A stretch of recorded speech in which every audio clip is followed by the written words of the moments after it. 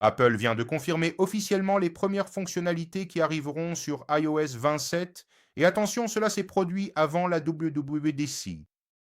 Comme chaque année à cette période, lors de la journée de sensibilisation à l'accessibilité, Apple a révélé ce qui arrive et il y a pas mal de choses dans cette annonce.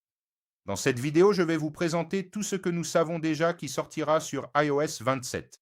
La liste n'est pas longue, mais elle indique qu'il y a un raffinement derrière ce que Apple intègre dans son nouveau système d'exploitation, qui sera présenté lors de la WWDC de 2026, le 8 juin.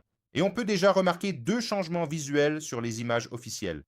Le premier est l'indicateur de batterie. Il a légèrement changé, ce n'est pas une grande modification, mais c'est un ajustement subtil que l'on peut remarquer sur l'image même de cet iPad, sur la page dont je vous laisserai le lien.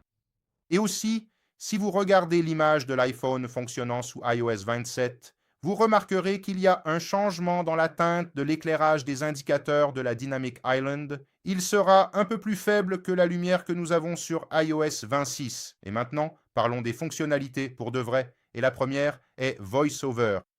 Nous connaissons déjà VoiceOver lorsque vous allez dans Réglages, Accessibilité. Et là, vous trouvez la fonction VoiceOver. Mais cette fois, sous iOS 27, il va recevoir des améliorations importantes. VoiceOver va décrire avec beaucoup plus de détails ce qu'il y a sur une photo, dans des documents numérisés, dans des dossiers personnels et d'autres contenus visuels.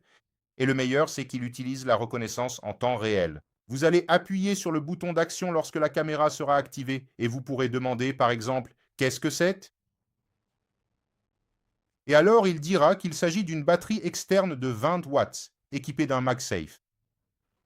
Il suffit simplement d'activer la caméra et d'appuyer sur le bouton d'action.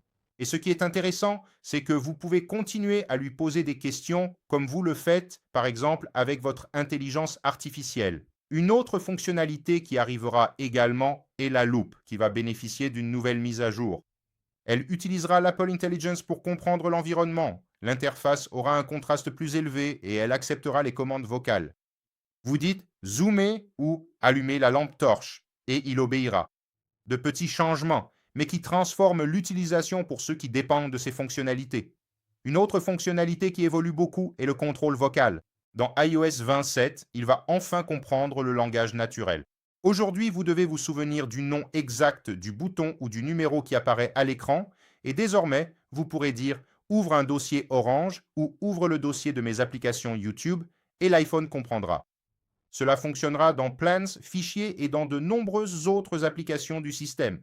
Et il y a aussi le lecteur d'accessibilité qui est devenu beaucoup plus puissant. Désormais, il pourra gérer des articles complexes, des textes en colonnes multiples, des images, des tableaux, des articles scientifiques. Tout cela fonctionnera correctement. Vous aurez un résumé à la demande pour n'importe quel article que vous lisez, comme nous le faisons déjà, par exemple dans Safari, mais maintenant ce sera dans tout le système. Et il y aura la traduction intégrée qui conserve la mise en page originale, les polices et les couleurs que vous avez personnalisées. C'était l'une des demandes récurrentes de ceux qui utilisent beaucoup cette fonction. Et maintenant, la fonctionnalité que je pense que beaucoup de gens vont utiliser, ce sont les sous-titres automatiques dans tout le système. Aujourd'hui, nous avons cela dans l'application TV. Dans iOS 27, cela s'étend pratiquement à n'importe quelle vidéo sur votre appareil. Vidéo personnelle, applications qui ne prennent pas encore en charge les sous-titres, n'importe quoi. Et vous pourrez personnaliser le style, avec un contour, un fond transparent, un texte plus grand. Ce sera disponible pour l'iPhone, l'iPad, le Mac, l'Apple TV et le Vision Pro. La reconnaissance de nom a également reçu une grosse mise à jour, elle fonctionne désormais dans 50 langues.